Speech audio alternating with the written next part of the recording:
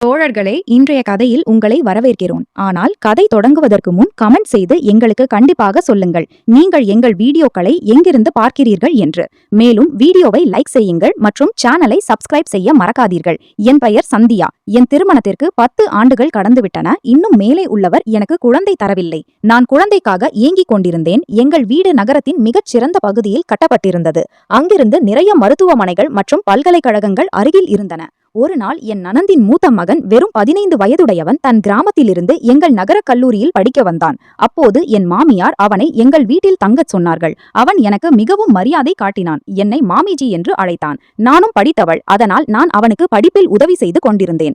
ஒரு நாள் என் நனந்தின் மகன் என்னிடம் சொன்னான், மாமிஜி, கல்லூரியில் எனக்கு ஒரு நண்பன் இருக்கிறான். அவனுடைய அம்மா மகளிர் மருத்துவர். நான் உங்கள் பிரச்சனையை என் நண்பனிடம் பகிர்ந்தேன். அப்போது அவன் சொன்னான், என் அம்மா இந்த விஷயத்திற்கு மிக சிறந்த மருந்து கொடுக்கிறார்கள் என்று. அடுத்த நாள் அவன் எனக்காக மருந்து கொண்டு வந்தான். அவன் கொடுத்த மருந்தை நான் வீட்டாரிடமிருந்து மறைத்து சாப்பிட்டேன். அதற்கு சரியாக 9 மாதங்களுக்கு பிறகு நான் தாயாக போகிறேன். ஆனால் இந்த செய்தியை என் மாமனார் வீட்டார் கேட்டபோது என் மீது குவியல் குவியலாக குற்றச்சாட்டுகள் வைத்தார்கள். என் கணவர் என்னை விட்டுவிடவே தீர்மானித்திருந்தார். அவர்களுடைய சொல் என்னவென்றால், இந்த குழந்தை என்னுடையது அல்ல, ஏனென்றால் நான் தந்தையாகவே முடியாது. DNA டெஸ்ட் செய்தபோது தெரிந்தது, அந்த மருந்து எனக்கு வேறு விதமாகவே. நான் என் வாழ்க்கையில் மிகவும் மகிழ்ச்சியாக இருந்த பெண். என் குடும்பத்தார் என்னை மிகவும் நேசித்தார்கள். அல்லது இப்படி புரிந்து கொள்ளுங்கள், நான் என் குடும்பத்தின் செல்லப்பிள்ளை. 3 சகோதரர்களின் ஒரே சகோதரி மற்றும் பெற்றோரின் ஒரே உயிர். என் திருமணம் பெரிய ஆரவாரத்துடன் நடந்தது. என் பெற்றோர் எனக்காக அரசு வேலை உள்ள ஒரு பையனை பார்த்திருந்தார்கள். அரசிடமிருந்து கிடைத்த பிளாட் இருந்தது. வீட்டில் எல்லாம் இருந்தது. எல்லா வசதிகளின் ஆறுதலும் இருந்தது. திருமணத்திற்கு முன்பும் என் வாழ்க்கை ஆறுதலாக இருந்தது. திருமணத்திற்கு பின்பும் என் வீட்டார் என் திருமணத்தை வேறு நகரத்தில் செய்திருந்தாலும் என்னை நீண்ட காலம் தங்களிடமிருந்து விலக்கி வைக்கவில்லை. அவர்கள் அடிக்கடி என் மாமனார் வீட்டிற்கு வந்து கொண்டிருந்தார்கள். ஆனால் என் அம்மா நோய்வாய்ப்பட்டு அவர்கள் இருந்தபோது வீட்டின் நிலைமை மிகவும் மோசமாகிவிட்டது. அம்மா போன பிறகு அப்பாவும் நோய்வாய்ப்பட்டு இருக்க தொடங்கினார். சகோதரர்கள் திருமணம் செய்து கொண்டதால் அவர்கள் தங்கள் குடும்பங்களில் பிஸியாகிவிட்டார்கள். இங்கே என் வாழ்க்கை திருமணத்திற்கு பிறகு 1-2 ஆண்டுகள் வரை முற்றிலும் சரியாக இருந்தது. ஆனால் பிறகு நேரம் கடக்க கடக்க இதயத்தில் வருத்தம் இருந்தது. அது இடம் பிடித்திருந்தது. எனக்கு குழந்தைகள் மிகவும் பிடிக்கும். என் மடியும் நிரம்ப வேண்டும் என்று நான் விரும்பினேன். ஆனால் யாருக்கும் பதில் சொல்ல என் வாயிலிருந்து ஒரு வார்த்தை கூட வெளிவரவில்லை. நேரம் கடந்தது. மக்கள் சொன்ன பேச்சுகள் உண்மையாயின. நான் குழந்தை பெற தாமதிக்கவில்லை. மாறாக மேலே உள்ளவர் தரப்பில் தாமதம் இருந்தது. பிறகு பார்த்து கொண்டே இருக்க இவ்வளவு தாமதமாகிவிட்டது. எங்கள் திருமணத்திற்கு 10 ஆண்டுகள் கடந்துவிட்டன. இன்னும் என்னிடம் குழந்தை இல்லை. நான் மாமனார் வீட்டில் மிகவும் மகிழ்ச்சியாக இருந்தேன். என் கணவர் என்னை நேசித்தார். மாமியார் மரியாதை செய்தார்கள். ஜேதானி மற்றும் ஜேத்தும் நல்லவர்கள். நானும் அந்த மக்களின் இதயத்தை வெல்வதில் எந்த குறையும் விடவில்லை. நான் எப்போதும் என் கணவருக்கும் அவருடைய குடும்பத்தாருக்கும் பிடித்த வேலையை செய்தேன். எங்கள் வீட்டில் சுகம் சாந்தி இருந்தது. வாழ்க்கை நன்றாக சென்று கொண்டிருந்தது. திருமணத்திற்கு 10 ஆண்டுகள் கடந்துவிட்டன. ஆனால் இந்த 10 ஆண்டுகளில் என் மடியும் ஒருமுறை கூட நிரம்பவில்லை. இந்த 10 ஆண்டுகளை நான் எவ்வளவு துன்பங்களில் கழித்தேன் என்பது எனக்கு மட்டும் தெரியும். ஒவ்வொரு ஆண்டும் எனக்கு ஒரு புதிய நம்பிக்கையை கொண்டு வந்தது. ஒவ்வொரு ஆண்டும் நானும் என் கணவரும் நினைத்தோம், இந்த முறை மேலே உள்ளவர் எங்களுக்கும் இந்த மகிழ்ச்சியை தருவார் என்று. ஆனால் மீண்டும் ஒரு ஆண்டு அமைதியுடன் கடந்துவிடும். எங்கள் வாழ்க்கை அப்படியே இருந்தது. என் கணவர் ஒரு நல்ல மனிதர். மொஹல்லாவில் அவருக்கு மரியாதை இருந்தது. அவர் எப்போதும் என்னை பார்த்து கொண்டார். நானும் எப்போதும் அவருக்கு துணை நிற்க முயன்றேன். ஆனால் இப்போது பிள்ளை இல்லாத துக்கம் எங்கள் இதயத்தில் இருந்து ஒருபோதும் நீங்கவில்லை. நாங்கள் இருவரும் ஒருவரை ஒருவர் புரிந்து கொள்ள முயன்றோம். இருந்தாலும் சில சமயங்களில் இந்த துக்கமே எங்கள் இடையே சண்டைகளுக்கு காரணமாகிவிடும். நான் அவருடைய ஒவ்வொரு கேள்விக்கும் ஒவ்வொரு சண்டைக்கும் மௌனமாக இருந்து விடுவேன். சில சமயம் அவர் கோபப்படுவார். சில சமயம் நான் அவரிடம் கோபப்படுவேன். நாங்கள் இருவரும் ஒருவரை ஒருவர் சமாதானப்படுத்திக் கொள்வோம். ஏனென்றால் இந்த துன்பத்தில் மனிதனிடம் மட்டும் குறை இல்லை. நாங்கள் இருவரும் சம பங்குதாரர்கள் என்பதை நாங்கள் அறிந்திருந்தோம். நாங்கள் ஜாயிண்ட் குடும்பத்தில் வாழ்ந்தோம். வீட்டில் எல்லா இடங்களிலும் குழந்தைகளின் குரல் வந்து கொண்டிருக்கும். என் ஜேத்தானிக்கு 4 குழந்தைகள் இருந்தார்கள். 2 மகள்கள், ஒரு மூத்த மகன் மற்றும் ஒரு சிறிய மகன் அவளுடைய மடியில் இருந்தான். என் ஜேத்தும் நல்ல மனிதர். நாங்கள் எல்லாரும் ஒரே கட்டிடத்தில் வாழ்ந்தோம். எங்களுக்கு பெரிய பிளாட் இருந்தது. ஏனென்றால் என் ஜேத்தும் அரசு வேலை செய்தார். 2 சகோதரர்களுக்கும் ஒரே பெரிய பிளாட் கிடைத்திருந்தது. எல்லாரும் ஒற்றுமை மற்றும் அன்புடன் வாழ்ந்தார்கள். என் இதயத்தில் ஒரு சிறிய குறை எழுந்தது. நான் நினைத்தேன், கேஷ் என் முற்றத்தில் ஒரு சிறிய குழந்தை ஓடிக்கொண்டிருந்தால் அது என்னை அம்மா என்று அழைத்தாள். ஆனால் விதி எனக்காக வேறு ஏதோ எழுதியிருந்தது போலும். என் மாமியார் எத்தனை பேரின் உதாரணம் சொல்வார்கள். இங்கே 3 ஆண்டுகளில் யாரோ ஒருவரிடம் திருமணத்திற்கு 5 ஆண்டுகளுக்கு பிறகு, யாரோ ஒருவரிடம் திருமணத்திற்கு 8 ஆண்டுகளுக்கு பிறகு குழந்தை பிறந்தது. உங்களுக்கும் பிறக்கும் என்று. ஆனால் பிறகு மெல்ல மெல்ல அவர்களுடைய இந்த அனுதாபம் கிண்டல்களாக மாறத் தொடங்கியது. யாரோ சொல்வார்கள், உன் மீது யாரோ மாயாஜாலம் செய்திருக்கிறார்கள். யாரோ சொல்வார்கள், யாரோ பண்டிட் அல்லது பாபாவிடம் போ, யாரோ சொல்வார்கள் கோயிலுக்கு சென்று தரிசனம் செய், யாரோ வெவ்வேறு வகையான மருந்துகளை பற்றி சொல்வார்கள். இந்த மாதிரி மருந்துகள் சாப்பிட்டால் குழந்தை பிறக்கும் என்று தோற்கடிக்கும் அவர்களுடைய தரப்பில் ஏதோ ஒரு புதிய ஆலோசனை கண்டிப்பாக வரும். ஆனால் என் இதயத்தின் காயங்கள் யாருடைய ஆலோசனையாலும் ஆறவில்லை. நாங்கள் நகரத்தின் பெரிய பெரிய டாக்டர்களை காட்டினோம், எல்லா வகையான டெஸ்ட்களையும் செய்தோம், பலமுறை ரிப்போர்ட்களை கையில் பிடித்துக்கொண்டு டாக்டர் முன் உட்கார்ந்திருந்தோம். இறுதியில் ஒரு நாள் ஒரு டாக்டர் மிகவும் சீரியஸாக எங்களுக்கு விளக்கினார், நீங்கள் இருவருக்குள்ளும் தனித்தனியாக எந்த நோயோ அல்லது குறையோ இல்லை, அதனால் குழந்தை பிறக்கவில்லை. பிரச்சனை என்னவென்றால் நீங்கள் மேலே உள்ளவரிடமிருந்து மட்டும் நம்பிக்கை வைக்க வேண்டும், ஏனென்றால் தாமதம் மேலே உள்ளவர் தரப்பில் நடக்கிறது. இந்த பேச்சை ஒரே டாக்டர் மட்டும் அல்ல, பல டாக்டர்கள் சொல்லியிருந்தார்கள். டாக்டர்கள் தங்கள் முறையில் தங்கள் சிகிச்சை செய்தார்கள். யாரோ 3 மாத சிகிச்சை சொன்னார்கள், யாரோ 6 மாதம் சொன்னார்கள், யாரோ 1 வருடம் சொன்னார்கள். நானும் என் கணவரும் டாக்டரின் எல்லா முறைகளிலும் சிகிச்சை செய்தோம், எல்லா வகையான ரிப்போர்ட்களையும் செய்தோம். பிறகு கடைசியில் சிகிச்சை முடிந்ததும் டாக்டர் கைகளை உயர்த்தி சொல்லிவிடுவார், நீங்கள் மேலே உள்ளவரிடம் பிரார்த்தனை செய்ய வேண்டும் என்று. இத்தனை சிகிச்சைகளில் என் கணவரின் நேரமும் பணமும் மிகவும் அதிகமாக செலவானது. ஆனால் எங்களுக்கு எப்படியாவது குழந்தை வேண்டும். அதனால் நாங்கள் நேரத்தையும் பணத்தையும் ஒருபோதும் கவலைப்படவில்லை. டாக்டரின் இந்த பேச்சுகளால் நாங்கள் இருவரும் ஒருவரையொருவர் பார்த்தோம். ஏனென்றால் எங்களிடம் பேச வார்த்தைகளே இல்லை. நாங்கள் மௌனமாக அங்கிருந்து திரும்பி வந்து விடுவோம், வெறும் வருத்தப்பட்டு இருந்து விடுவோம். நான் இறைவனிடம் ஒவ்வொரு நாளும் பிரார்த்தனை செய்தேன், அவர் எனக்கு இவ்வளவு காத்திருக்க செய்வது ஏன் என்று. நாங்கள் இருவரின் இதயங்களிலும் விசித்திரமான உணர்வுகள் ஓடிக்கொண்டிருந்தன. நாங்கள் ஒருவரையொருவர் பிரிய முடியாது, வாழ்க்கையை புதிதாக மீண்டும் தொடங்கவும் முடியாது. பிறகு நாங்கள் இப்படி நினைத்து கொண்டோம், இதுவே எங்கள் விதி என்று. சொல்கிறார்கள், மகிழ்ச்சி வெறும் பணத்தில் இல்லை, குழந்தை இருப்பதும் மேலே உள்ளவரின் செல்வம். எங்கள் பங்கில் இந்த செல்வம் எழுதப்படவில்லை போலும். மேலே உள்ளவர் எங்களுக்கு குழந்தை தரவில்லை, ஆனால் உலகின் வசதிகளில் எந்த குறையும் விடவில்லை. என் கணவரின் சம்பளம் மிகவும் நன்றாக இருந்தது, என் ஜேத்தின் சம்பளமும் மிகவும் நன்றாக இருந்தது. இரு சகோதரர்களும் தங்கள் சம்பளத்தை தங்களிடமே வைத்துக் கொண்டார்கள். மேலே இருந்தும் அவர்களுக்கு நிறைய வருமானம் வந்தது. இதனால் எங்கள் வீட்டில் ஒருபோதும் பண பிரச்சனை வரவில்லை. சாப்பிடுவதற்கு எல்லாம் இருந்தது, நல்ல கார், பெரிய வீட்டின் ஆறுதல், எல்லா வசதியும் இருந்தது. கோடை காலத்தில் 24 மணி நேரமும் ஏசி ஓடிக்கொண்டிருக்கும், மின்சார செலவும் உணரப்படாது. நேரத்துடன் என் கணவர் மற்றும் ஜேத்தின் சம்பாத்தியம் மேலும் அதிகரித்தது. எனக்கு ஒரே ஒரு நந்திதான், மனிஷா தீதி. அவளுக்கு ஒரு மகன் மற்றும் ஒரு மகள் இருந்தார்கள். என் திருமணம் கிராமத்தில் நடந்தது. அவளுடைய திருமணம் எங்கள் திருமணத்திற்கு முன்பே நடந்திருந்தது. அவள் தன் குடும்பத்துடன் கிராமத்தில் மகிழ்ச்சியாக இருந்தாள்.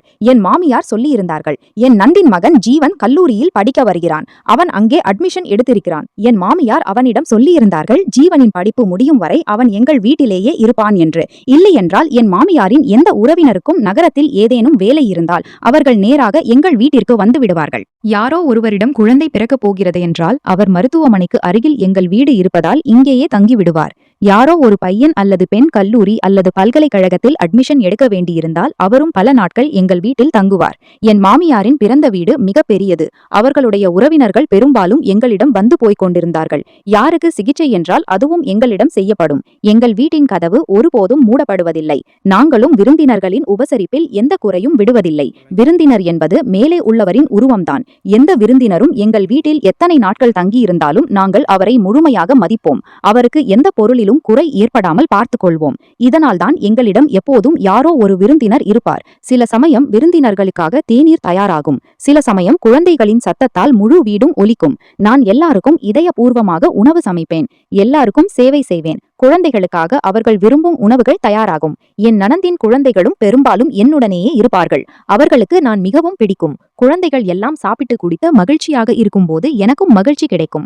ஆனால் இரவு நேரத்தில் எல்லாரும் தங்கள் தங்கள் அறைகளுக்கு சென்று விட்டதும் முழு வீட்டிலும் அமைதி பரவியதும் என் இதயத்தில் ஒரு விசித்திரமான வெறுமை இறங்கும். நான் நினைப்பேன், இந்த குழந்தைகள் எல்லாம் என் வீட்டிற்கு வருகிறார்கள், ஆனால் இவர்களில் யாரும் என்னுடையவர் அல்ல. இவர்கள் எல்லாம் சில நாட்களுக்கு பிறகு தங்கள் தங்கள் வீடுகளுக்கு திரும்பி சென்று விடுவார்கள். பிறகு இந்த பெரிய வீடு மீண்டும் முன்பு போல அமைதியாகிவிடும்.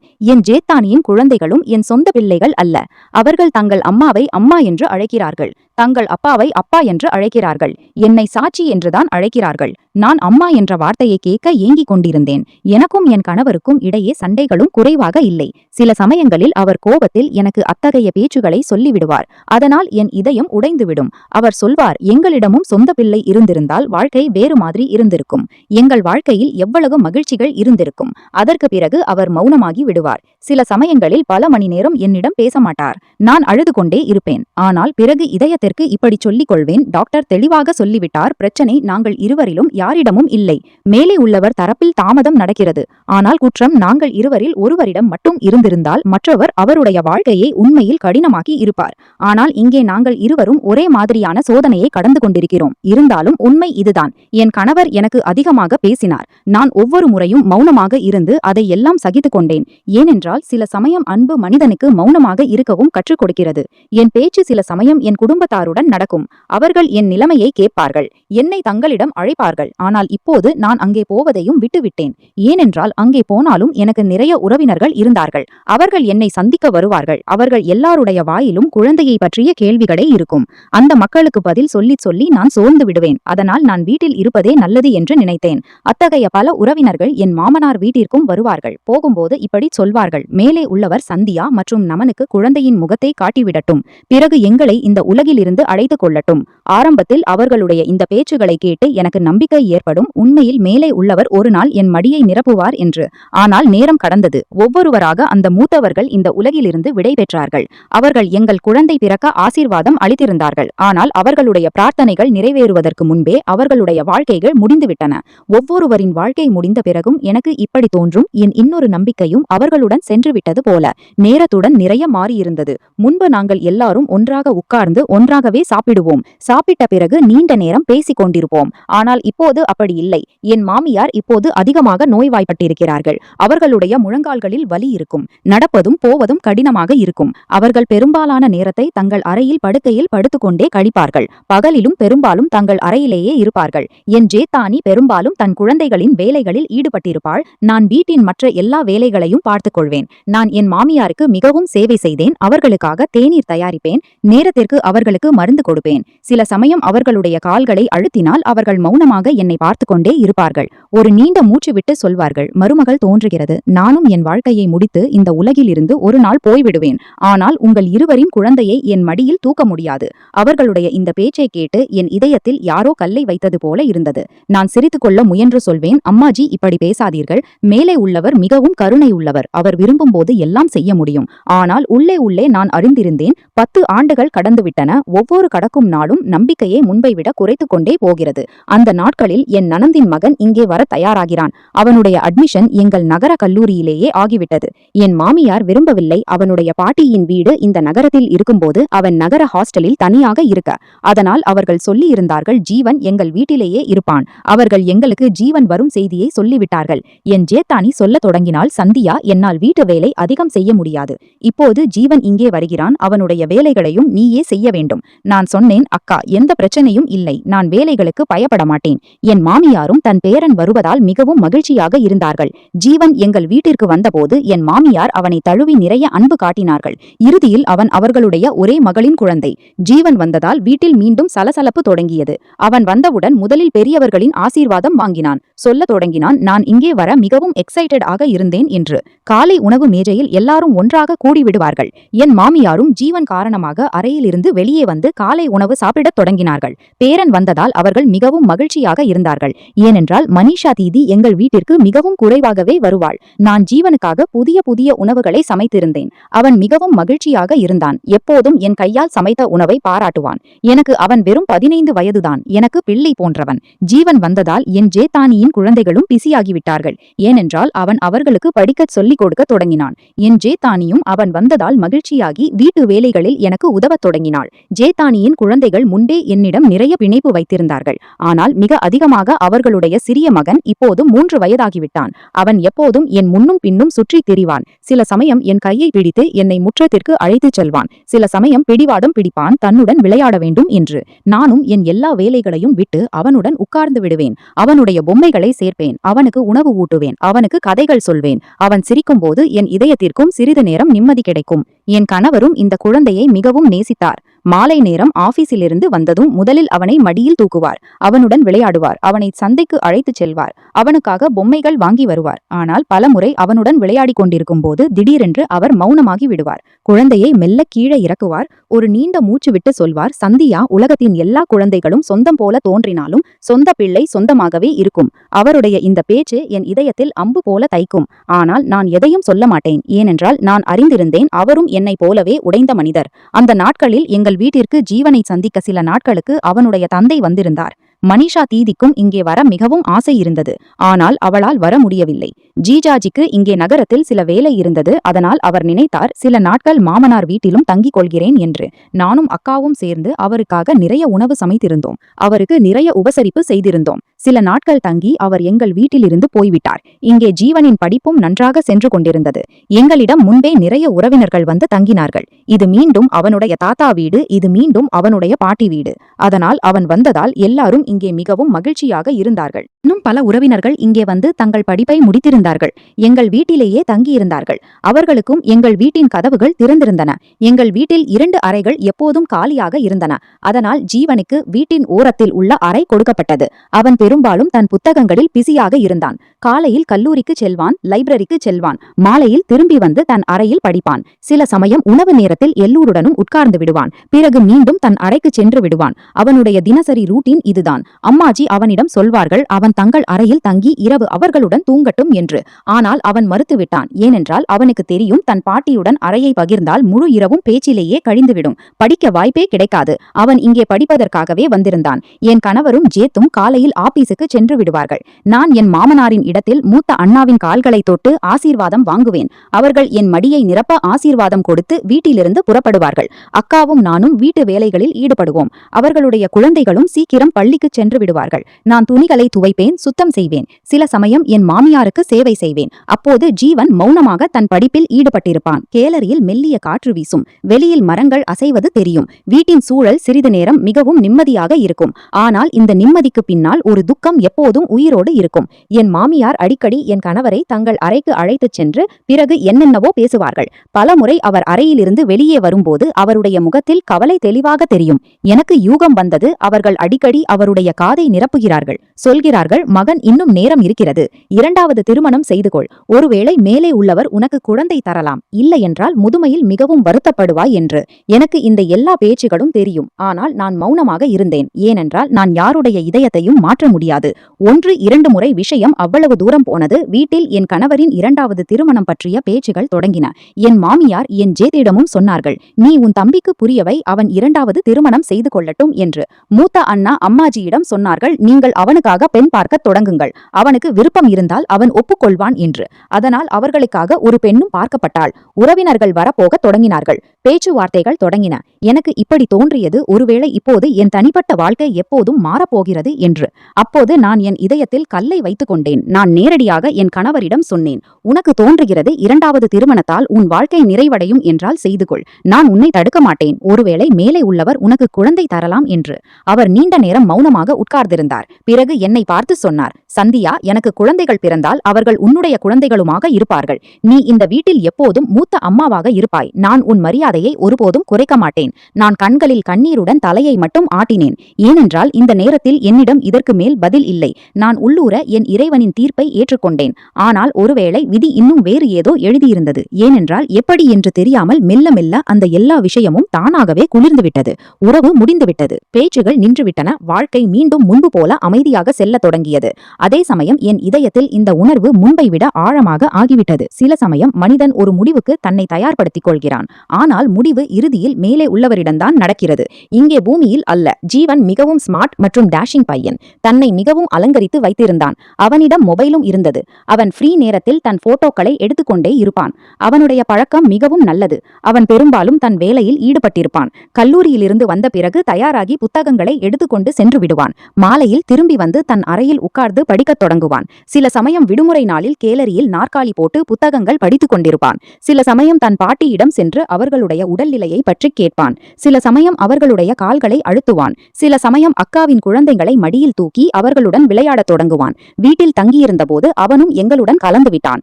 அவன் என்னை மிகவும் மரியாதையுடன் மாமிஜி என்று அழைப்பான். சில சமயம் தேநீர் குடிக்கும்போது சொல்வான், மாம்ஜி, நீங்கள் மிகவும் சோர்ந்திருப்பீர்கள். சில சமயம் கேட்பான், உங்கள் உடல்நிலை எப்படி இருக்கிறது? சில சமயம் கேட்பான், உங்கள் உடல்நிலை எப்படி இருக்கிறது மாம்ஜி? சில சமயம் தன் மாமா ஆபீஸிலிருந்து வருவதை பற்றி பேசுவான். சில சமயம் வீட்டின் சாதாரண விஷயங்களில் 2-4 பேச்சுகள் நடக்கும். அவன் 15 வயதுதான், ஆனாலும் மிகவும் புத்திசாலித்தனமான பேச்சுகளை பேசுவான். பெரும்பாலும் எங்கள் இந்த இந்த தலைப்புகளிலேயே பேச்சு நடக்கும். என்னிடம் குழந்தை இல்லாத பிறகும் குடும்பத்தில் எந்த புதிய விஷயமும் இல்லை. என் திருமணம் சாதாரண வயதில் நடந்தது. அதனால் என் வயது இன்னும் அதிகமாக தெரியவில்லை.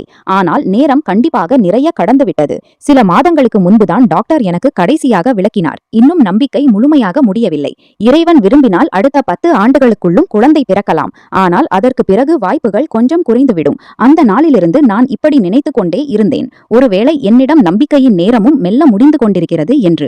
ஒரு நாள் மதிய நேரம். வீட்டில் அமைதி. என் ஜேத்தானி தன் குழந்தைகளை தூங்க வைத்துக் கொண்டிருந்தாள். என் மாமியார் மருந்து சாப்பிட்டு ஓய்வெடுத்துக் கொண்டிருந்தார்கள். ஜேத்தானியின் மூத்த குழந்தைகள் மற்ற அறையில் படித்துக் கொண்டிருந்தார்கள். என் கணவரும் ஜேத்தும் ஆபீஸுக்கு சென்றிருந்தார்கள். அதே சமயம் ஜீவனுக்கு அந்த நாள் கல்லூரியிலிருந்து விடுமுறை. அவன் தன் அறையில் உட்கார்ந்து படித்துக் கொண்டிருந்தான். நான் சமையல் அறையிலிருந்து தேநீர் தயாரித்து அவனுடைய அறைக்கு கொண்டு வந்தேன். அவன் புத்தகங்களை மூடி மெல்லச் சொன்னான். மாமிஜி, நீங்கள் கோபப்படாவிட்டால் உங்களிடம் ஒரு விஷயம் சொல்லட்டுமா? நான் சொன்னேன். ஆம், சொல்லுங்கள், என்ன விஷயம்? அவன் சில நிமிடங்கள் மௌனமாக இருந்தான். பிறகு சொன்னான், நான் ஒரு டாக்டரை அறிவேன். அவள் என் நண்பனின் அம்மா. மிகவும் நல்ல மகளிர் மருத்துவர். நான் என் நண்பனிடம் உங்களை பற்றி சொல்லியிருந்தேன். அவள் இதை எல்லாம் கேட்டு சொன்னாள். அவளுடைய அம்மா கர்ப்பத்திற்கு மிகவும் நன்றாக சிகிச்சை செய்கிறார்கள். அவ்வளவு நல்ல மருந்து கொடுக்கிறார்கள். குழந்தை இல்லாதவருக்கு விரைவில் குழந்தை கிடைத்துவிடும். நீங்கள் சொன்னால் நான் அவர்களிடம் சென்று உங்களுக்காக மருந்து கொண்டு வருகிறேன். நான் விரும்புகிறேன் உங்கள் மடியும் நிரம்பட்டும். ஏனென்றால் குழந்தை இல்லாத காரணத்தால் உங்களுக்கும் மாமாவுக்கும் இடையே நிறைய சண்டைகள் நடக்கின்றன. நான் அவனுடைய பேச்சில் லேசாக சிரித்து மெல்ல சொன்னேன், ஜீவன், உனக்கு தெரிந்தால் இந்த 10 ஆண்டுகளில் நாங்கள் என்னென்ன செய்திருக்கிறோம் என்று. ஒருவேளை நீ இந்த பேச்சை சொல்ல மாட்டாய். உனக்கு யூகமும் இருக்காது. நாங்கள் எத்தனை டாக்டர்களை மாற்றியிருக்கிறோம், எத்தனை மருந்துகள் சாப்பிட்டிருக்கிறோம், எத்தனை நகரங்களை சுற்றியிருக்கிறோம். யாரோ சொன்னார்கள் நல்ல டாக்டர் இருக்கிறார் என்று அங்கே சென்றோம். யாரோ சொன்னார்கள் சிகிச்சைக்கு நம்பிக்கை இருக்கிறது என்று அங்கேயும் சென்றோம். நாங்கள் எங்கள் தரப்பில் எந்த முயற்சியும் விடவில்லை. நான் சிறிது நேரம் நிறுத்தினேன். பிறகு மெல்ல மெல்ல சொன்னேன், இந்த விஷயத்தில் உன் மாமா ஒருபோதும் அலட்சியம் காட்டவில்லை. யாரோ அவர்களிடம் நல்ல டாக்டரை பற்றி சொன்னால் அவர் சீக்கிரம் என்னை அழைத்துக் கொண்டு அங்கே சென்றார். யாரோ சொன்னார்கள் ஒரு பாபா இருக்கிறார், மிகவும் நல்ல டோட்கா சொல்கிறார் என்று. அவர் என்னை அங்கேயும் அழைத்துச் சென்றார். வீட்டிற்கு வந்து நாங்கள் டோட்காவும் பின்பற்றினோம். யாரோ சொன்னார்கள் ஒரு வேதஜி இருக்கிறார், மிகவும் நல்ல மருந்துகள் கொடுக்கிறார், சாப்பிடுங்கள் என்று. வேதஜியின் மருந்து வீட்டு வைத்தியங்களையும் பின்பற்றினோம். ஆனால் பலன் எதுவும் இல்லை. கடந்த 1 வருடமாக நாங்கள் நேரத்தை மேலே உள்ளவரிடம் ஒப்படைத்து விட்டோம். இப்போது பிரார்த்தனை மட்டும் செய்கிறோம். ஜீவன் என் முழு பேச்சையும் மௌனமாக கேட்டுக்கொண்டிருந்தான். பிறகு பெரிய நம்பிக்கையுடன் சொன்னான், மாமிஜி, இவ்வளவு செய்துவிட்டீர்கள் என்றால் கடைசி முறையாக என் நண்பனின் அம்மாவிடம் சிகிச்சை எடுத்து பாருங்கள்.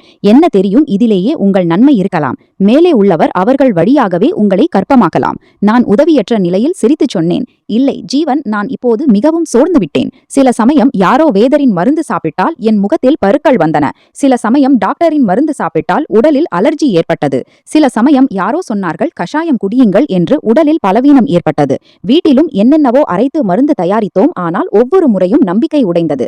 இப்போது நான் பிரார்த்தனை மட்டும் செய்கிறேன். அவன் சொன்னான், மாமிஜி, வெறும் 1 மாதம் என் பேச்சை கேளுங்கள். நான் எந்த மருந்தை உங்களுக்கு கொண்டு வந்து கொடுப்பேனோ அதை 1 மாதம் சாப்பிடுங்கள். உங்களுக்கு கண்டிப்பாக வித்தியாசம் தெரியும். உங்களுக்கு வித்தியாசம் தெரியாவிட்டால் பிறகு இந்த விஷயத்தை பற்றி உங்களிடம் ஒரு வார்த்தை கூட சொல்ல மாட்டேன். நான் சிறிது நேரம் யோசித்தேன். பிறகு இதயத்தில் இப்படி தோன்றியது, இறுதியில் இந்த பையனும் நம்முடைய நன்மையைத்தான் விரும்புகிறான். இல்லையென்றால் இக்காலத்தில் யார் யாரை பற்றி இவ்வளவு யோசிக்கிறார்கள்? நான் அவனை பார்த்து சொன்னேன், சரி சரி, 1 மாதம்தானே, எந்த பிரச்சனையும் இல்லை. நான் உன் பேச்சை கேட்கிறேன். ஆனால் கைனகாலஜிஸ்டிடம் நான் போக வேண்டியிருக்கும். அவர்கள் என்னை பார்த்துதான் என் சிகிச்சை செய்வார்கள். சொல்லுங்கள், அவர்களுடைய கிளினிக் எங்கே இருக்கிறது? அவன் சொன்னான், இல்லை இல்லை மாமிஜி, நீங்கள் அங்கே போக வேண்டிய அவசியமில்லை. உங்கள் முழு நிலையை பற்றி நான் அவர்களிடம் முன்பே சொல்லிவிட்டேன். அவர்கள் என்னிடம் முன்பே சொல்லியிருந்தார்கள், நீங்கள் எனக்கு அனுமதி கொடுத்தால் நான் உங்கள் மருந்தை அவர்களிடமிருந்து கொண்டு வருகிறேன் என்று. நான் நாளை உங்கள் மருந்தை கொண்டு வருகிறேன். அவள் மிகவும் நல்ல கயனி. நோயாளியை பரிசோதிக்காமலேயே நல்ல மருந்து கொடுத்து விடுகிறார்கள். நான் சொன்னேன், சரி சரி கொண்டு வா. நான் சொன்னேன், சரி சரி கொண்டு வா. என் பேச்சை கேட்டு அவனுடைய முகத்தில் நிம்மதி வந்தது. பிறகு அவன் சொன்னான், மாமிஜி, நான் உங்களுக்காக நாளைக்கே மருந்தை கொண்டு வருகிறேன். அந்த மருந்தை நீங்கள் இரவில் சாப்பிட வேண்டும். நான் சொன்னேன், சரி. அடுத்த நாள் அவன் எனக்கு அந்த மருந்தை கொண்டு வந்து கொடுத்தான். அது மிகவும் விசித்திரமான மருந்து, சிவப்பு நிற மாத்திரைகள். அவன் சொன்னான், இந்த மாத்திரைகளை நீங்கள் இரவில் எடுக்க வேண்டும். நான் சொன்னேன், சரி, நான் இதை சாப்பிடுகிறேன். இப்போது நான் இவ்வளவு சொல்லி அவன் கொடுத்த மருந்தை எடுத்துக்கொண்டு அங்கிருந்து எழப்போகும்போது அவன் மீண்டும் என்னை அழைத்துச் சொன்னான், மாமிஜி, எனக்கு உங்களிடம் இன்னொரு விஷயம் சொல்ல வேண்டும். இந்த மருந்து உங்களுக்காக மட்டும் அல்ல. இவ்வளவு சொல்லி அவன் மௌனமாகிவிட்டான். நான் சொன்னேன், பிறகு இன்னும் யார் இந்த மருந்தை சாப்பிடுவார்கள்? அவன் பார்வையை கீழே வைத்துச் சொன்னான். இந்த மருந்து மாமாவும் சாப்பிட வேண்டும். நான் சொன்னேன், ஆனால் நீ சொன்னாய் அவர்கள் பெண் டாக்டர், பெண்களுக்கு மட்டும்தான் மருந்து கொடுக்கிறார்கள் என்று. ஜீவன் சொன்னான், நீங்கள் சரியாக சொல்கிறீர்கள். ஆனால் உங்கள் முழு பிரச்சனையை நான் என் நண்பனின் அம்மாவிடம் சொன்னபோது அவர்கள் சொன்னார்கள், கணவன் மனைவி இருவருக்கும் இந்த மருந்து, இருவரும் இரவில் சாப்பிட்டு தூங்க வேண்டும் என்று. நான் சொன்னேன், ஆனால் நான் உன் மாமாவிடம் இந்த மருந்தை சாப்பிடக் கொடுத்தால் அவர் என்னிடம் பல கேள்விகள் கேட்பார். நான் விரும்பவில்லை யாருக்கும் தெரிய வேண்டும் இந்த வேளையில் நீ எனக்கு உதவுகிறாய் என்று. ஏனென்றால் எல்லாரும் இப்படி சொல்வார்கள். உன் வயது இன்னும் இந்த எல்லா விஷயங்களுக்கும் இல்லை. நீ இங்கே படிக்க வந்திருக்கிறாய், இந்த எல்லா வேலைகளுக்காக அல்ல என்று. அவன் சொன்னான், மாமிஜி, நீங்கள் முற்றிலும் சரியாக சொல்கிறீர்கள். ஆனால் நான் உங்களுக்கும் உதவ விரும்புகிறேன் இல்லையா? உங்களுக்கு மடி நிரம்ப வேண்டுமானால் இந்த தியாகத்தை செய்யத்தான் வேண்டும். நீங்கள் இப்படியும் செய்யலாம். இரவில் மாமாவிடம் இந்த மருந்தை உணவுடன் கலந்து கொடுத்து விடுங்கள். அதற்கு பிறகு இந்த மருந்தின் விளைவு அவர்கள் மீது தொடங்கும். நீங்கள் அவர்கள் தூங்கிய பிறகுதான் மருந்தை சாப்பிட்டுக் கொள்ளுங்கள். இதனால் நீங்கள் அவர்களுடைய கேள்விகளிலிருந்தும் தப்பிப்பீர்கள். என்னிடமும் யாரும் எதையும் சொல்ல மாட்டார்கள். நான் சொன்னேன், சரி சரி, நான் அப்படித்தான் செய்வேன். நான் போகும்போது அவன் மீண்டும் என்னை நிறுத்தினான். பின்னால் இருந்து குரல் வந்தது, தேங்க்யூ மாமிஜி. நான் சொன்னேன், தேங்க்யூ எதற்கு? அவன் சொன்னான், இதற்காகத்தான் நீங்கள் என்னிடம் சொன்னீர்கள் வீட்டில் யாருக்கும் தெரிய வேண்டாம் என்று. நான் உங்களுக்கு இந்த முறையில் உதவுகிறேன் ஏனென்றால் நானும் விரும்புகிறேன் நீங்கள் இந்த விஷயத்தை பற்றி யாரிடமும் எதையும் சொல்ல வேண்டாம் என்று. நான் ஆச்சரியத்துடன் கேட்டேன், யாரிடமும் இல்லையா? அவன் சொன்னான், ஆம், இப்போது இல்லை. இங்கே பாட்டியிடமும் சொல்லக்கூடாது. வெறும் 1 மாதம் பொறுமையாக இருங்கள். பிறகு மேலே உள்ளவரின் கருணையால் எல்லாம் சரியாகும். பிறகு எல்லாருக்கும் உண்மையை சொல்லிவிடுங்கள். நான் ஆச்சரியத்துடன் சொன்னேன், சரி சரி. உண்மையில் அவன் ஒரு வகையில் முற்றிலும் சரியாக சொன்னான். முதலில் நாங்கள் யாரிடமாவது ஏதேனும் விஷயத்தை சொல்லிவிட்டால் பிறகு வரும் போகும் ஒவ்வொருவரும் புதிய புதிய பேச்சுகளை தொடங்கிவிடுகிறார்கள். நான் விரும்புகிறேன் 1 மாதம் நிம்மதியாக கழிக்கட்டும். பிறகு என்ன நடந்தாலும் எல்லார் முன்னிலையிலும் நடக்கும். நானும் இப்படி நினைத்தேன். 1 மாதம்தானே, பார்ப்போம் மேலே உள்ளவர் தரப்பில் என்ன தீர்ப்பு வருகிறது என்று. அதே சமயம் என் இதயத்தில் இப்படி தோன்றிக் கொண்டிருந்தது, ஒருவேளை இந்த பையன் உண்மையில் பெரிய மரியாதை மற்றும் நம்பிக்கையுடன் எங்களுக்கு உதவ விரும்புகிறான். ஏனென்றால் இன்றைய காலத்தில் யார் மற்றவரின் துக்கத்தை தன் துக்கமாக எண்ணி அதற்காக இவ்வளவு கவலைப்படுகிறார்கள்?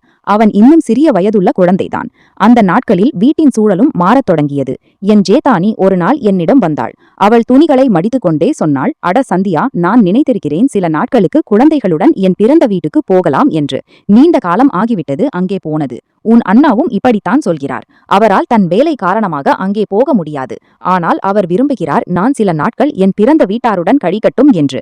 நான் சிரித்துச் சொன்னேன், சரி அக்கா, நீங்கள் போங்கள். இங்கே கவலைப்படாதீர்கள். வீட்டை நான் பார்த்துக் கொள்கிறேன். நீங்கள் கவலையில்லாமல் போங்கள். அவள் தன் சிறிய மகனை தயார்படுத்தினாள். 2 மகள்களும் என் அறைக்குச் சென்று தயாரானார்கள். 3வது மகனும் தயாரானான். பிறகு அவளுடைய மகள்கள் அவளுடைய பொதி செய்வதில் உதவி செய்தார்கள். சில நாட்களுக்கு பிறகு அவள் போபாலுக்கு தன் பிறந்த வீட்டுக்கு சென்று விட்டாள். எனக்கு தெரியும் அவள் பிறந்த வீட்டுக்கு சென்றால் எளிதாக 1-1.5 மாதம் அங்கேயே கழித்து திரும்புவாள்.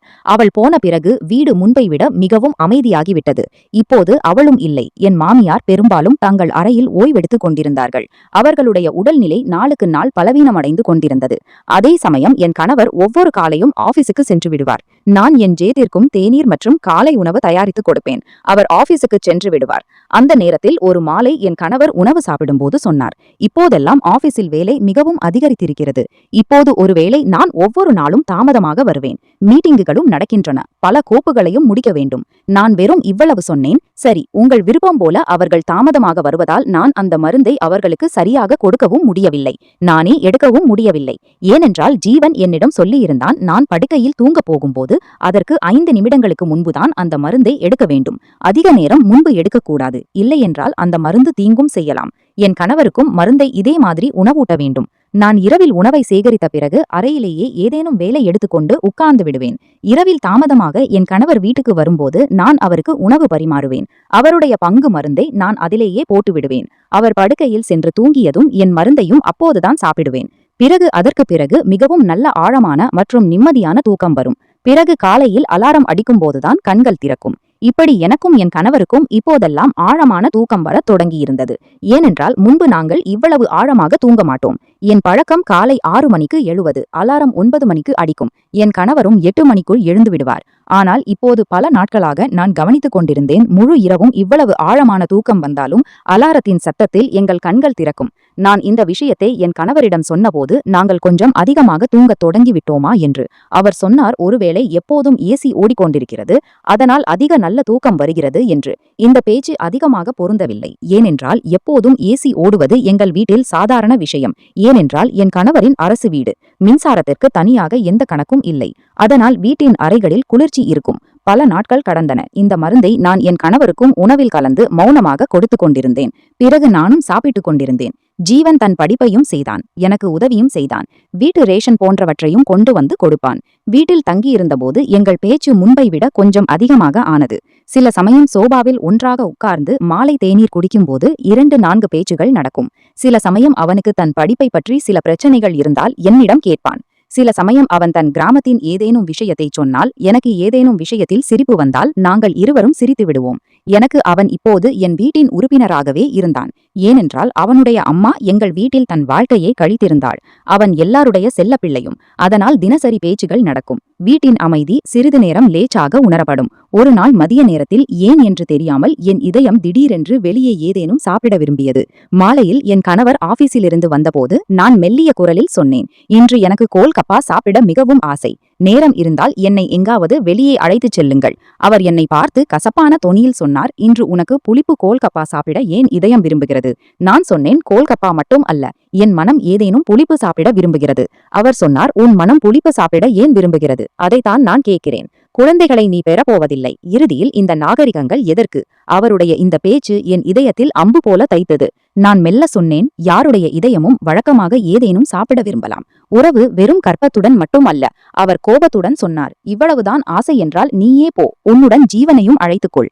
என்னிடம் நேரம் இல்லை. நான் சீக்கிரம் சொன்னேன், நான் அவனுடன் ஏன் போக வேண்டும்? எனக்கு உங்களுடன் போக வேண்டும். அவன் குழந்தை, எனக்கு என் கணவருடன் போக வேண்டும். அவர் கோபத்துடன் சொன்னார், நீ எனக்கு குழந்தை கொடுத்திருந்தால் நான் உன்னை ராஜகுமாரியாக வைத்திருப்பேன். ஆனால் இப்போது என்னால் இந்த நாகரிகங்களை தாங்க முடியவில்லை. இதை கேட்டு என் கண்களில் கண்ணீர் வந்தது.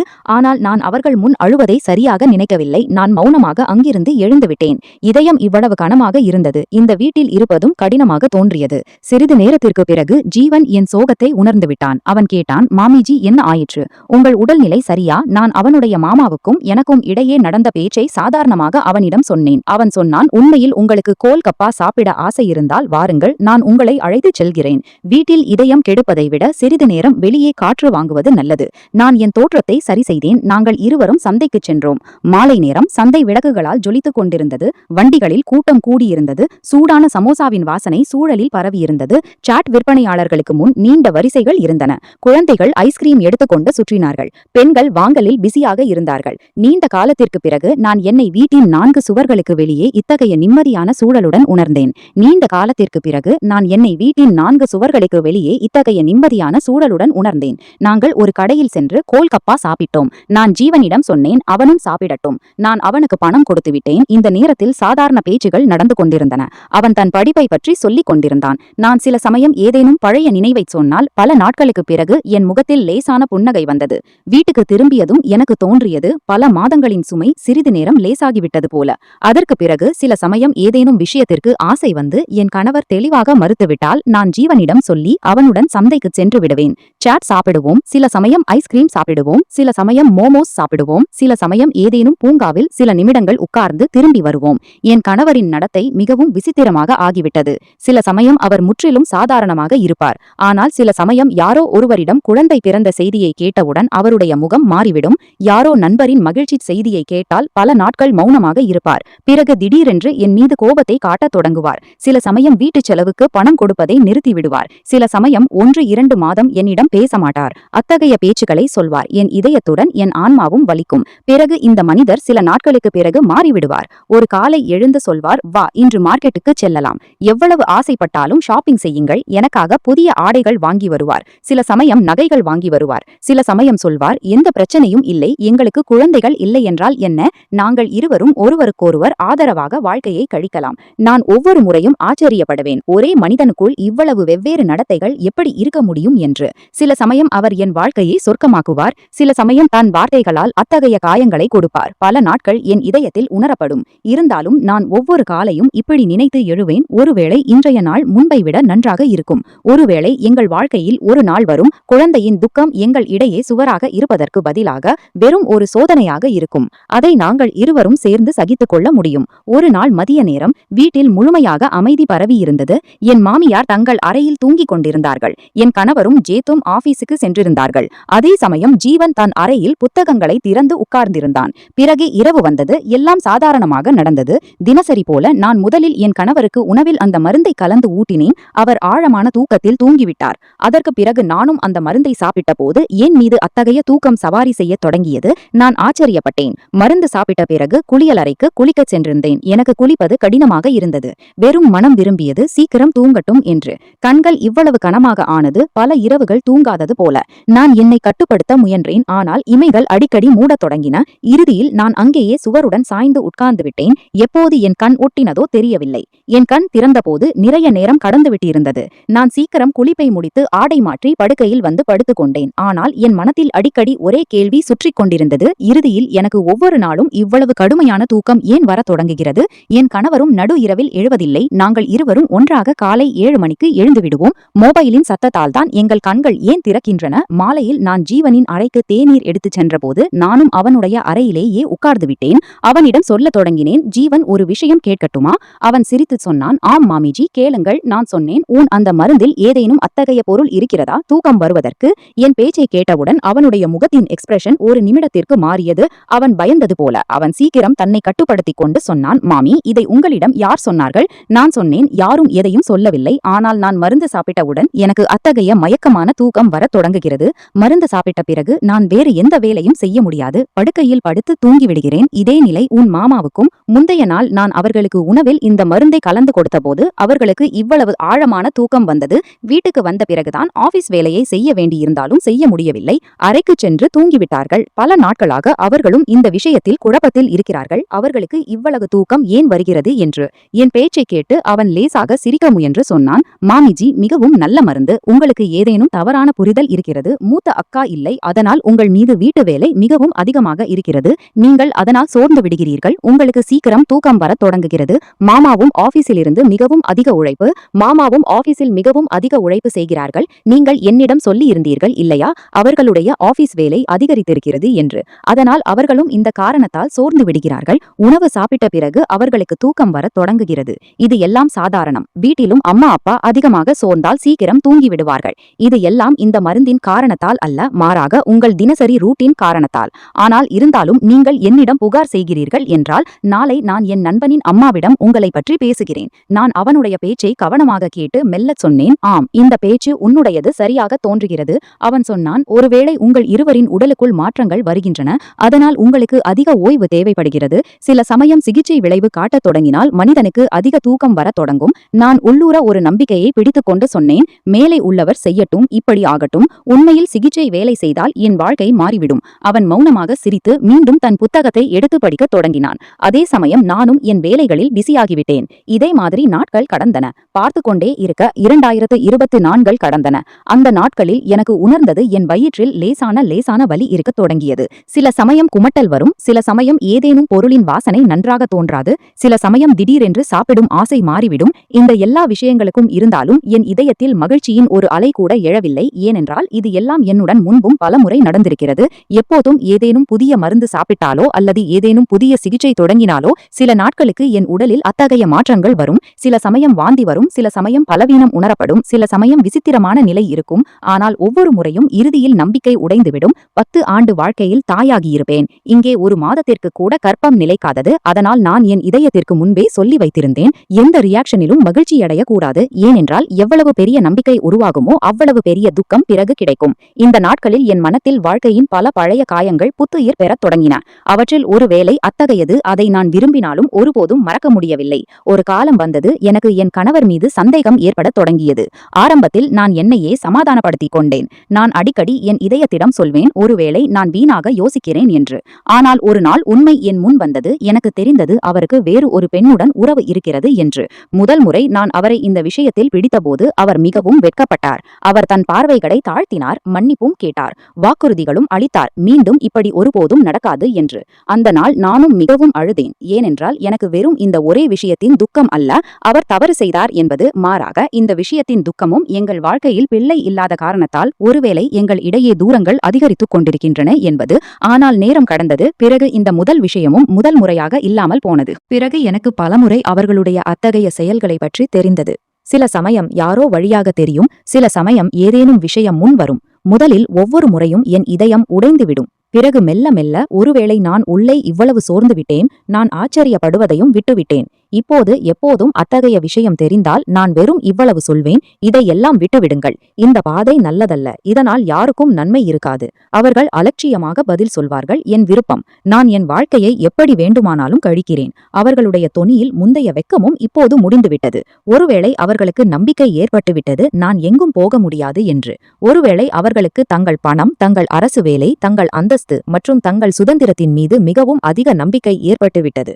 அவர் வயதிலும் என்னை விட மூத்தவர், என் அப்பாவின் தொலைதூர உறவினர்களில் வருபவர். அதனால் எங்கள் திருமணம் நடந்தது.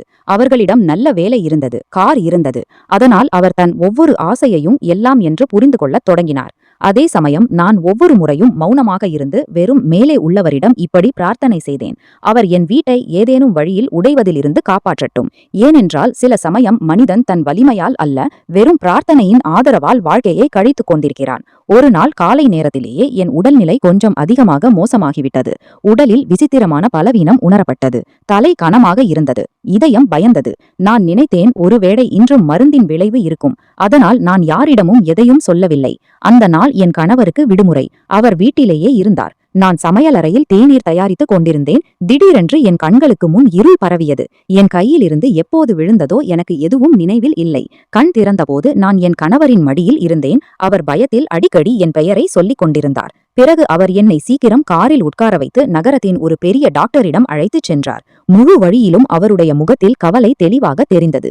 அதே சமயம் என் நிலை அப்படி இருந்தது, நான் சரியாக கண்களை திறக்கவும் முடியவில்லை. டாக்டர் என் பரிசோதனை செய்தார். சில முக்கியமான டெஸ்ட்கள் செய்தார். பிறகு ரிப்போர்ட்டை முன்வைத்து எங்களை பார்த்தார். அவருடைய முகத்தில் லேசான புன்னகை இருந்தது. அவர் சொன்னார், வாழ்த்துகள், நீங்கள் கர்ப்பமாக இருக்கிறீர்கள். எல்லாம் சாதாரணமாக தோன்றுகிறது. வெறும் இப்போது ஒவ்வொரு மாதமும் கவனமாக உங்கள் பரிசோதனையை செய்து கொள்ளுங்கள். ஒரு நிமிடத்திற்கு எனக்கு தோன்றியது, என் காதுகள் தவறாக கேட்டன போல. நான் மீண்டும் டாக்டரை பார்த்தேன். அவர் மீண்டும் சிரித்து இதே விஷயத்தை மீண்டும் சொன்னார். என் இதய துடிப்புகள் வேகமாகிவிட்டன. என் கண்களிலிருந்து கண்ணீர் வழியத் தொடங்கியது. 10 ஆண்டு பிரார்த்தனை ஒரு நிமிடத்தில் ஏற்றுக்கொள்ளப்பட்டது. என் மனத்தில் சீக்கிரம் அந்த மருந்து வந்தது. ஜீவன் எனக்கு கொண்டு வந்து கொடுத்தது. நான் ஒவ்வொரு இரவும் நானே சாப்பிட்டு என் கணவருக்கும் ஊட்டியது. நான் உள்ளூரை இப்படி நினைத்து கொண்டிருந்தேன், இறைவன் விரும்பும்போது வழிகளை தானே உருவாக்குகிறார். ஒருவேளை என் சோதனைகள் முடிய போகின்றன. ஆனால் நான் என் கணவரை பார்த்தபோது அவருடைய முகத்தில் நான் எதிர்பார்த்த மகிழ்ச்சி இல்லை. அவர் மௌனமாக இருந்தார். அவருடைய நெற்றியில் சுருக்கம் இருந்தது. நான் உள்ளூரை இப்படி நினைத்தேன், ஒருவேளை அவர் இன்னும் ஆச்சரியத்தில் இருக்கிறார். அவருக்கு நம்பிக்கை வரவில்லை. நாங்கள் இருவரும் மௌனமாக வீட்டுக்கு திரும்பினோம். வீட்டுக்கு வந்தபோது என் ஜேதானியும் தன் பிறந்த வீட்டிலிருந்து திரும்பிவிட்டாள். என் மாமியார் தங்கள் அறையிலிருந்து ஆதரவுடன் மிகவும் கஷ்டப்பட்டு வெளியே வந்தார்கள். அதே சமயம் ஜீவனும் அங்கே இருந்தான். எல்லாரும் எங்களை கேள்விகளுடன் பார்வைகளால் பார்த்து கொண்டிருந்தார்கள். நானும் ஏதேனும் சொல்ல போகும்போது என் கணவர் திடீரென்று உரத்த குரலில் சொன்னார், இந்த குழந்தை என்னுடையது அல்ல சந்தியா. இந்த குழந்தை என்னுடையதாகவே இருக்க முடியாது. அவருடைய வார்த்தைகளை கேட்டு ஒரு நிமிடத்திற்கு என் இதயம் நின்றுவிட்டது போல. நான் ஆச்சரியத்துடன் அவரை பார்த்தேன். மிகவும் கஷ்டப்பட்டு வெறும் இவ்வளவு சொல்ல முடிந்தது. நீங்கள் இதை என்ன சொல்கிறீர்கள்? வீட்டில் முழுமையாக அமைதி பரவியது. என் மாமியார் கோபத்துடன் தன் மகனை பார்த்துச் சொன்னார்கள், இறைவனுக்கு நன்றி சொல்லுங்கள். இத்தனை ஆண்டுகளுக்கு பிறகு உங்களுக்கு மகிழ்ச்சி செய்தி தந்திருக்கிறார். நீங்கள் இது என்ன மாதிரி பேச்சுகள் பேசுகிறீர்கள்? இந்த குழந்தை உங்களுடையது அல்ல என்று. நான் என் கணவரை உற்று பார்த்துச் சொன்னேன், ஆம், சொல்லுங்கள், இந்த குழந்தை உங்களுடையது அல்ல என்றால் யாருடையது? எத்தனை ஆண்டுகளாக நீங்கள் எனக்கு கிண்டல் கொடுத்து கொண்டிருந்தீர்கள், நான் குழந்தை பெற முடியாது என்று. இப்போது இந்த மகிழ்ச்சி செய்தி கிடைத்திருக்கிறது. நீங்கள் மறுப்பது ஏன்? அப்போது என் கணவர் பலமான குரலில் சொன்னார், நீ கெட்டவள். உன்னை போன்ற பெண் என் வாழ்க்கையில் எப்படி வந்தாள்? நான் நினைக்கவே முடியாது. அவர் தன் முடியை பிடித்துக்கொண்டு நாற்காலியில் உட்கார்ந்தார். நான் சொன்னேன், பைத்தியம் பிடித்து விட்டதா? நீங்கள் என்னை கெட்டவள் என்று ஏன் சொல்கிறீர்கள்? என் மாமியார் சொல்லத் தொடங்கினார்கள், சந்தியாவை நாங்கள் மிகவும் நன்றாக அறிவோம். அவள் முழு நாளும் எங்களுடன் வீட்டில் இருக்கிறாள். நாங்கள் ஒருபோதும் அவளுக்குள் எந்த தவறான செயலையும் பார்க்கவில்லை. மருமகள் முற்றிலும் புனிதமானவள். அவளுடைய குணத்தின் மீது விரல் எடுக்கும் எந்த விஷயத்தையும் பார்க்கவில்லை. இன்று வரை என் ஜேதானியும் ஆச்சரியத்துடன் நின்று முன்னேறிச் சொன்னாள், ஆம் தம்பி, அம்மாஜி சரியாக சொல்கிறார்கள். சந்தியா மிகவும் நல்லவள். என் ஜேத்தும் ஒரு பக்கத்தில் ஆச்சரியத்துடன் நின்று இதையெல்லாம் பார்த்து கொண்டிருந்தார். அவருக்கு புரியவில்லை. திடீரென்று இது எல்லாம் என்ன ஆயிற்று என்று. என் கணவர் கோபத்துடன் கத்திச் சொன்னார், நீங்கள் உண்மையை அறியவில்லை. என் மாமியார் சொன்னார்கள், பிறகு உண்மை என்ன? சொல்லுங்கள், உண்மை என்ன? என் கணவரின் வார்த்தைகள் மென்மையாயின. அவர் நடுங்கும் குரலில் சொன்னார், நான் ஒருபோதும் தந்தையாக முடியாது. இதையெல்லாம் கேட்டு ஒருவரையொருவர் முகத்தை பார்க்கத் தொடங்கினார்கள். பிறகு அவர் சொன்னார், திருமணத்திற்கு பிறகு நாங்கள் டாக்டர்களை காட்டத் தொடங்கிய போது ஒரு டாக்டர் ரிப்போர்ட்டை பார்த்து சொன்னார், குறை சந்தியாவிடம் அல்ல, என்னிடம்தான். நான் சந்தியாவிடம் பொய் சொல்லியிருந்தேன். நான் அவளிடம் சொன்னேன், நாங்கள் இருவரிடமும் பிரச்சனை இருக்கிறது என்று. ஆனால் உண்மை இது டாக்டர் என்னிடம் மட்டும் சொல்லியிருந்தார், எனக்கு பிள்ளை பிறப்பது மிகவும் கடினம் என்று. அதற்கு பிறகு நான் ஒருபோதும் மீண்டும் டெஸ்ட் செய்யவில்லை. ஏனென்றால் நான் இந்த உண்மையை யாரிடமும் சொல்ல விரும்பவில்லை. அவருடைய பேச்சை கேட்டு என் கால்களுக்கு கீழிருந்து பூமி நழுவிவிட்டது. 10 ஆண்டுகள் அவர் எனக்கு கிண்டல் கொடுத்து கொண்டிருந்தார். என் மலட்டுத்தனத்தை பற்றி கேலி செய்து கொண்டிருந்தார். சில சமயம் 2வது திருமணம் பேசினார். சில சமயம் என் இதயத்தை காயப்படுத்தினார். அதே சமயம் இது உண்மையான பிரச்சனை அவருக்குள் இருந்தது. என் கண்களிலிருந்து கண்ணீர் தொடர்ந்து வழிந்தது. ஆனால் இப்போது எனக்கு புரியவில்லை, நான் இந்த விஷயத்தில் அதிகமாக ஆச்சரியப்படுகிறேனா அல்லது என் விதியில். வீட்டின் சூழல் சில நிமிடங்களில் மாறிவிட்டது. இறுதியில் முடிவு ஆனது, மீண்டும் டாக்டரிடம் செல்லலாம் என்று. நாங்கள் எல்லாரும் டாக்டரிடம் சென்றோம். என் கணவர் எல்லா விஷயத்தையும் தெளிவாக சொன்னார். டாக்டர் ரிப்போர்ட்களை பார்த்த பிறகு சீரியஸாக சொன்னார், சில சமயம் நிலைமை நேரத்துடன் மாறவும் முடியும். அதனால் பழைய ரிப்போர்ட்டை இறுதி உண்மையாக எடுத்துக்கொள்ள முடியாது. இந்த நிலையில் கர்ப்பம் முற்றிலும் தெளிவாக இருக்கிறது. இப்போது கவனியுங்கள், குழந்தை பிறந்த பிறகு தேவைப்பட்டால் தொழில்நுட்பத்தால் உண்மையை அறியலாம். இந்த பேச்சை கேட்டு என் மாமியார் என் தலையில் கை வைத்து சொன்னார்கள், மருமகள், உன்னை பார்த்துக்கொள். இப்போது மிக முக்கியமானது உன் ஆரோக்கியம் மற்றும் குழந்தையின் பாதுகாப்பு. நாங்கள் உன்னுடன் இருக்கிறோம். நாங்கள் அறிவோம் நீ எப்படி இருக்கிறாய். நீ கவலைப்பட வேண்டிய அவசியமில்லை. மாமியார் தரப்பில் எனக்கு ஆறுதல் கிடைத்தது. ஆனால் என் கணவரின் இதயத்தில் சந்தேகம் விழுந்துவிட்டது. அவர் ஒவ்வொரு நாளும் இப்படி சொல்வார், உண்மை முன் வரும் வரை எனக்கு நிம்மதி கிடைக்காது. நான் மௌனமாக இருந்தேன், ஏனென்றால் என்னிடம் என் உண்மையை தவிர வேறு எதுவும் இல்லை. நேரம் மெல்ல மெல்ல கடந்து கொண்டிருந்தது. என் மாமியார் எப்போதும் என்னை பார்த்து கொண்டிருந்தார்கள். எனக்காக வெவ்வேறு உணவுகள் தயாராகும். நேரத்திற்கு மருந்து கொடுக்கப்படும். நான் ஓய்வெடுக்கும்படி கட்டாயப்படுத்தப்பட்டேன். அதே சமயம் வீட்டின் சூழல் முன்பு போல ஒருபோதும் இல்லை. இறுதியில் அந்த நாள் வந்தது. என் மடியில் ஒரு அழகான மகள் வந்தாள். நான் அவளை என் மார்போடு அணைத்தபோது எனக்கு தோன்றியது, 10 ஆண்டு ஒவ்வொரு பிரார்த்தனை, ஒவ்வொரு கண்ணீர், ஒவ்வொரு காத்திருப்பு ஒரே நிமிடத்தில் வெற்றி பெற்றது போல. என் மாமியார் மகிழ்ச்சியில் அழுது கொண்டிருந்தார்கள். என் ஜேத்தானியும் குழந்தையை மடியில் எடுத்து பிரார்த்தனை செய்து கொண்டிருந்தாள். ஆனால் என் கணவரின் முகத்தில் இன்னும் நம்பிக்கை இல்லை. சில நாட்களுக்குள்ளேயே அவர் சட்டப்பூர்வமாக DNA டெஸ்ட் செய்தார். இரத்த மாதிரிகள் எடுக்கப்பட்டன. எங்களுக்கு சொல்லப்பட்டது, ரிப்போர்ட் 2 நாட்களுக்கு பிறகு கிடைக்கும் என்று. அந்த 2 நாட்கள் என் வாழ்க்கையின் மிக நீண்ட நாட்கள். இறுதியில் ரிப்போர்ட் வந்தது. ரிப்போர்ட்டை பார்த்தவுடன் என் கணவரின் நிறம் மாறிவிட்டது. அவர் காகிதத்தை என் பக்கம் நீட்டிச் சொன்னார், இந்த ரிப்போர்ட்டின் படி இந்த குழந்தை என்னுடையது அல்ல. பாருங்கள், உண்மை உங்கள் முன் இருக்கிறது. ரிப்போர்ட்டை பார்த்தவுடன் என் கண்கள் விரிந்தபடியே இருந்தன. என் மாமியார் நிற்கத் தொடங்கினார்கள். எனக்கு எதுவும் புரியவில்லை. இது எல்லாம் எப்படி இருக்க முடியும் என்று. வீட்டில் மீண்டும் ஒருமுறை அமைதி பரவியது. நீண்ட நேரத்திற்கு பிறகு என் கணவர் மெல்ல ஆனால் கடுமையான தொனியில் சொன்னார், இறுதியில் அவர் யாருடன் நீ உன் முகத்தை கருப்பாக்கிக் கொண்டிருந்தாய்? யார் உன் ஆசைகளை நிறைவேற்றிக் கொண்டிருந்தார்? யாரை நீ சந்தித்துக் கொண்டிருந்தாய்? நான் சீக்கிரம் மறுத்துச் சொன்னேன், அத்தகைய விஷயத்தை வாயில் கூட கொண்டு வராதீர்கள். என் வாழ்க்கையில் உங்களை தவிர யாரும் இல்லை. நான் யாரையும் சந்திக்கவில்லை. யாரும் வீட்டிற்கு வரவில்லை. நான் யாரிடமும் போகவில்லை.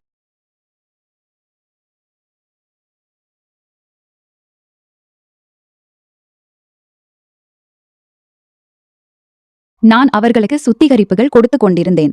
ஆனால் அவர் என் எந்த பேச்சையும் கேட்க தயாராக இல்லை. ஜீவன் கொடுத்த மருந்தை பற்றி நினைவு வந்தது. நான் அவர்களுக்கு முழு விஷயத்தையும் சொன்னேன். எப்படி ஜீவன் என்னிடம் தன் ஒரு நண்பனின் அம்மாவை பற்றி சொன்னான். அவன் அந்த டாக்டரிடமிருந்து எனக்கு மருந்துகள் கொண்டு வந்து கொடுத்தான். நான் அவர்களுக்கு உணவில் கலந்து கொடுத்து கொண்டிருந்தேன். நானும் சாப்பிட்டு கொண்டிருந்தேன். என் பேச்சை கேட்டவுடன் என் கணவர் தன் தலையை பிடித்துக் கொண்டு உட்கார்ந்து சொல்லத் தொடங்கினார், நீ பைத்தியம் பிடித்து விட்டதா? அதற்கு அர்த்தம் எனக்கு இவ்வளவு தூக்கம் வந்தது அந்த மருந்தின் விளைவு. நான் சொன்னேன், ஒருவேளை இருக்கலாம். ஏனென்றால் நானும் மருந்து சாப்பிட்டவுடன் தூங்கிவிடுவேன். காலையிலேயே எழுவேன். என் கணவர் சொன்னார், அந்த மருந்து எங்கே இருக்கிறது? எனக்கு கொடு. நான் அந்த மருந்தை அவர்களிடம் ஒப்படைத்தேன். என் கணவர் அந்த மருந்தை சோதனை செய்தபோது தெரிந்தது, அந்த மருந்து கர்ப்ப மருந்து அல்ல. மாறாக அது உடலில் பலவீனத்தை உருவாக்கும் மற்றும் தூக்க மருந்து. பிறகு என் கணவர் ஜீவனை பிடித்தார். அவனுடைய கன்னத்தில் 2 அறைகள் அடித்து கேட்டார், சொல், நீ உன் மாமியை எப்படி முட்டாள் ஆக்கிக் கொண்டிருந்தாய்? சொல், அந்த மருந்தை நீ எந்த டாக்டரிடமிருந்து கொண்டு வந்தாய்? என்னை அந்த டாக்டரிடம் அழைத்துச் செல். ஜீவன் மௌனமாக இருந்தான். எதையும் சொல்லவில்லை. என் மாமியாரும் மிகவும் கவலையாக இருந்தார்கள். அவர்கள் என் கணவரை திட்டினார்கள். சொன்னார்கள், என் பேரனின் மீது கை உயர்த்த முயற்சிக்காதீர்கள். அவன் குழந்தை. அவனுக்கு என்ன தெரியும் நீங்கள் இருவர் கணவன் மனைவிக்குள் என்ன நடக்கிறது என்று. ஆனால் உண்மை இது, அவன் குழந்தை மிகவும் புத்திசாலி. ஜீவன் மறுத்துவிட்டான். அவன் எந்த டாக்டரையும் அறியவில்லை. என்னை பொய்யாளியாக நிரூபித்தான். அவன் சொன்னான், நான் மாமிக்கு எந்த மருந்தும் கொண்டு வந்து கொடுக்கவில்லை. அவள் போய் சொல்கிறாள். நான் கத்திச் சொன்னேன், நீ பைத்தியம் பிடித்து விட்டதா? நீயே எனக்கு மருந்து கொண்டு வந்து கொடுத்து கொண்டிருந்தாய். நீயே சொன்னாய் கல்லூரியில் உன் ஒரு நண்பனின் அம்மா கைனகாலஜிஸ்ட். நீ அவளிடம் என் முழு பிரச்சனையை பற்றி சொல்லியிருந்தாய். இப்போது நீ உன் பேச்சிலிருந்து பின்வாங்குகிறாய். நீ எனக்கு அந்த மருந்தை கொண்டு வந்து கொடுக்கவில்லை என்று. அவன் சொன்னான், மாமி, நீங்கள் எந்த மருந்துகளை பற்றி பேசுகிறீர்கள்? நான் கல்லூரியில் படிக்கச் செல்கிறேன். இங்கே எனக்கு எந்த பெண் நண்பனும் இல்லை. நீங்கள் விரும்பினால் கல்லூரிக்கு சென்று என்னை பற்றி கேட்கலாம். அவனுடைய பேச்சை கேட்டு என் உணர்வுகள் பறந்துவிட்டன. நான் என் முடியை பிடித்துக்கொண்டு அழுது கொண்டிருந்தேன். நான் என் உணர்வுகளை இழந்தேன். ஏனென்றால் எனக்கு புரியவில்லை இப்போது முன்னால் என்ன நடக்கும். பிறகு என் ஜேத் முன்னேறி என் கணவரிடம் சொன்னார், நாங்கள் ஜீவனின் DNA டெஸ்ட் செய்ய வேண்டும். இதை கேட்டவுடன் எல்லாரும் திடீரென்று மூத்த அண்ணாவை பார்த்தார்கள். என் ஜேத் சொன்னார், நீங்கள் என்னை இப்படி ஏன் பார்க்கிறீர்கள்? நான் சரியாக சொல்கிறேன். உங்களுக்கு தோன்றும் நான் ஜீவன் மீது சந்தேகம் வைக்கிறேன் என்று. ஆனால் என் இந்த சந்தேகம் ஒரு வகையில் எனக்கும் சரியாக தோன்றுகிறது. ஏனென்றால் ஒரு இரவு நான் ஜீவனை சந்தியா மற்றும் நமனின் அறையிலிருந்து வெளியே வருவதை பார்த்தேன். எனக்கு சந்தேகம் வந்தது, அவன் நடு இரவு நேரத்தில் இந்த இருவரின் அறையில் என்ன செய்கிறான் என்று. நான் இதிலிருந்து எந்த கேள்வியும் கேட்கவில்லை. ஆனால் என் இந்த சந்தேகத்தின் அடிப்படையில் எனக்கு தோன்றுகிறது, நாங்கள் ஜீவனின் DNA டெஸ்ட் செய்த பிறகுதான் ஏதேனும் தெரியும்.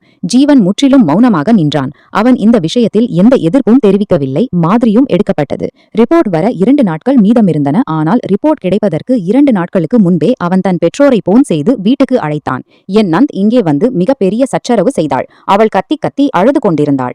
என் மாமியாரிடம் சொல்லிக் கொண்டிருந்தாள், பாருங்கள் அம்மா என்ன நாள் வந்தது. என் சகோதரர்கள் தங்கள் சொந்த மருமகனின் மீது குற்றச்சாட்டு வைக்கிறார்கள். என் குழந்தையின் DNA செய்யப்படுகிறது. அவன் தானே இன்னும் குழந்தை. இந்த சிறிய வயதில் அவன் மீது இத்தகைய குற்றச்சாட்டு வைப்பது சரியல்ல. பாருங்கள், என் மகன் மீது வைக்கப்பட்ட குற்றம் தவறாக இருந்தால் நான் எல்லாரையும் சிறைக்கு அனுப்புவேன். எந்த உறவின் மரியாதையும் செய்ய மாட்டேன். அந்த நாட்களில் வீட்டில் மிகவும் சூடான சூழல் நடந்தது. 2 நாட்கள் மிகவும் அமைதியின்மையுடன் கழிந்தன. வீட்டில் ஒவ்வொரு மனிதரும் ஆர்வத்துடன் ரிப்போர்ட் வருவதற்காக காத்திருந்தார். யாரும் என்னிடம் சரியாக பேசவில்லை. மேலே என் நந்த் மற்றும் நந்தோய் வந்ததால் எல்லோரும் என்னை வெறுப்புடன் பார்த்து கொண்டிருந்தார்கள். என் கணவர் எப்போதும் மௌனமாக இருந்தார். என் மாமியாரும் கவலையாக இருந்தார்கள். அதே சமயம் நான் என் சிறிய மகளை மார்போடு அணைத்துக் கொண்டு எப்போதும் இறைவனிடம் பிரார்த்தனை செய்து கொண்டிருந்தேன். சீக்கிரம் உண்மை எல்லோர் முன்னிலையில் வரட்டும்.